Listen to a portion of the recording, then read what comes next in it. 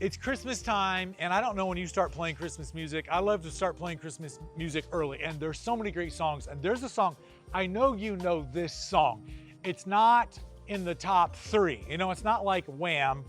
Last Christmas, which I think unapologetically is a great Christmas song.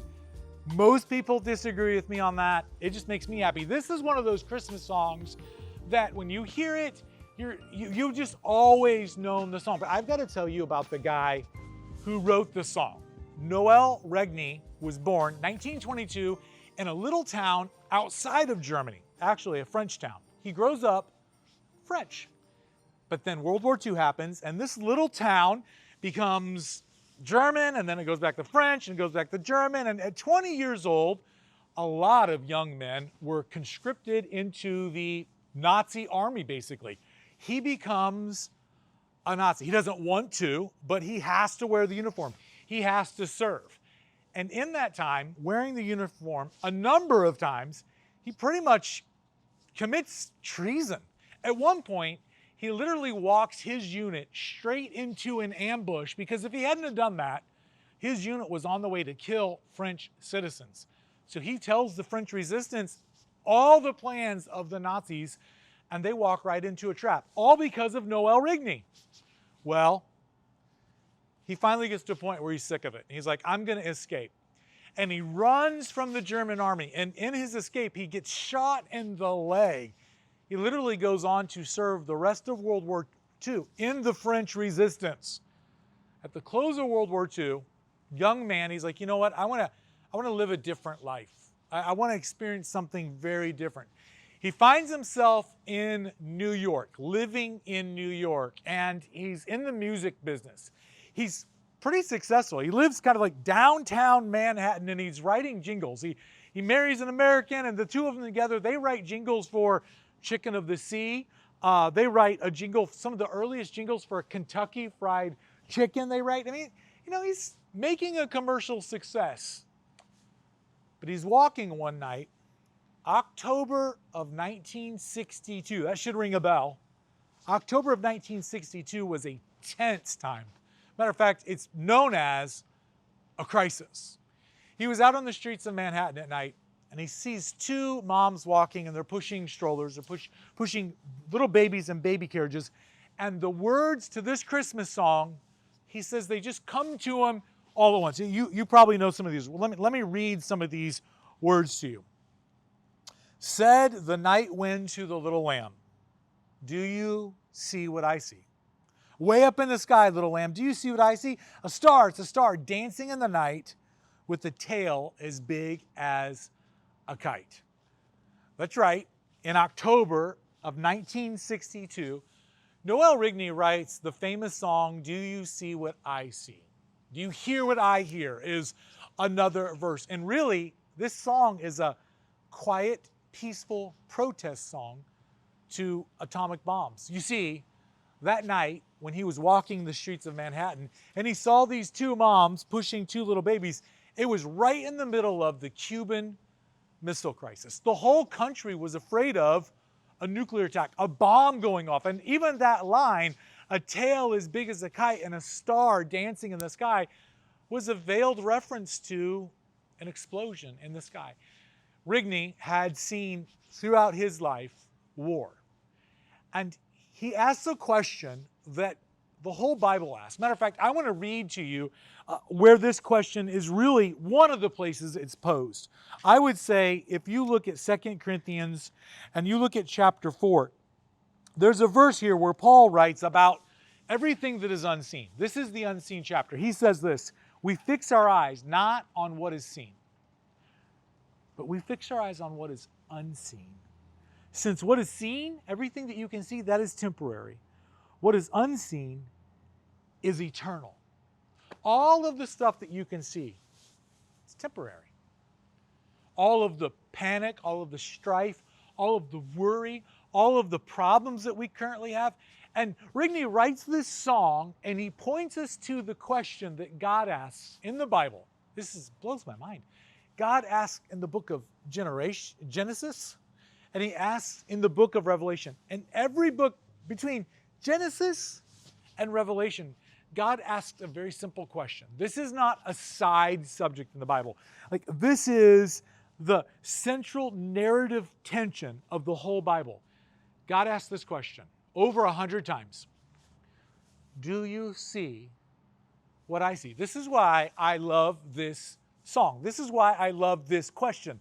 This song is asking the question of the whole Bible. Do you see what God sees? And God looks at us in 2 Corinthians chapter 4, and he says this: don't look at everything that is temporary, because God says, I see more than that. Matter of fact, God doesn't just see the surface. God sees the story behind the surface. God doesn't just see the moment that you're in. God sees eternity. But here's the biggest deal. We see a simple manger. What God sees is the cross and resurrection and relationship with you restored again.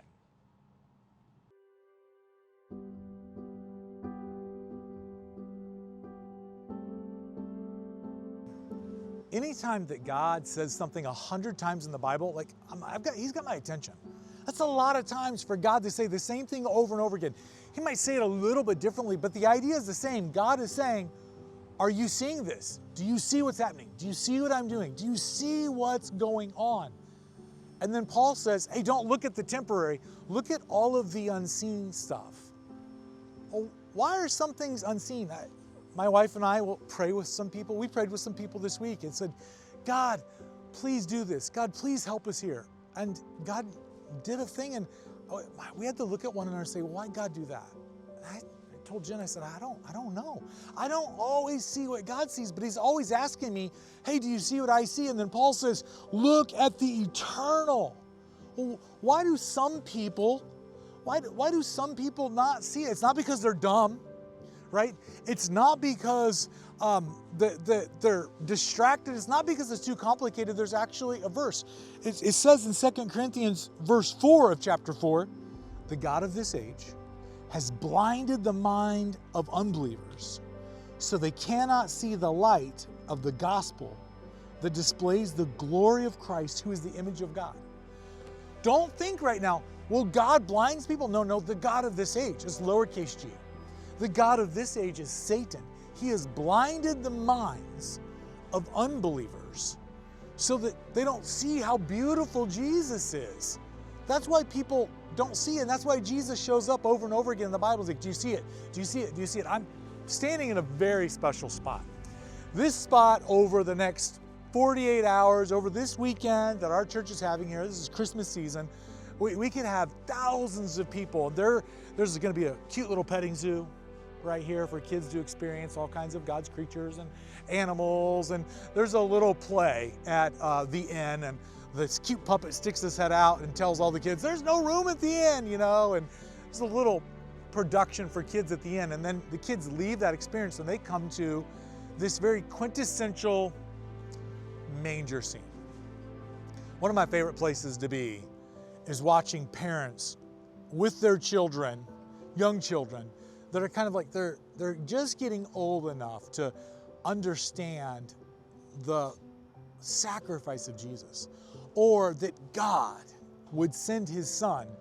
And I'm going to be standing out here, and parents are going to be bringing their kids, and we've got, actors and actresses and a baby, like who's had a baby in the church? We get the baby Jesus, and, Mary's there, and Joseph, one of my friends is playing Joseph with their new baby. And I'm going to be kind of like over in the corner by the trees, and I'm going to be watching parents, maybe parents that don't bring their kids to church all the time, or they grew up in faith and they've walked away, but they know who God is and they know the real meaning of Christmas. We've all seen Charlie Brown's show, and they're going to be explaining to like their 6-year-old.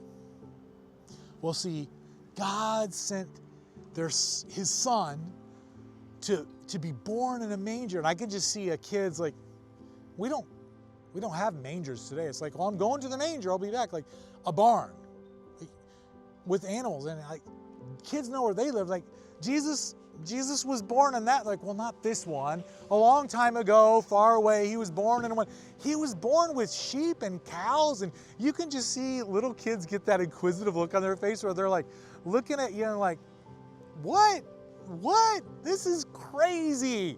I honestly think that a little boy, a little girl, the first time they hear that God put his son to be born in a lowly manger, that message, the first time they hear it, their immediate response is the most pure, perfect response, because they're just kind of like, okay, I believe you because, you're my mom and dad, you're not supposed to lie to me. I believe you.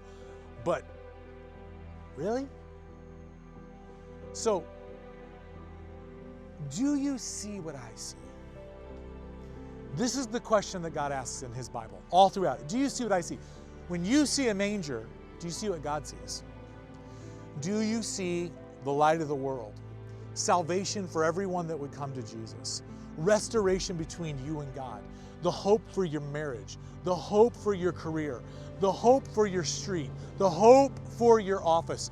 The hope for all kinds of things. Do you see it the way God sees it?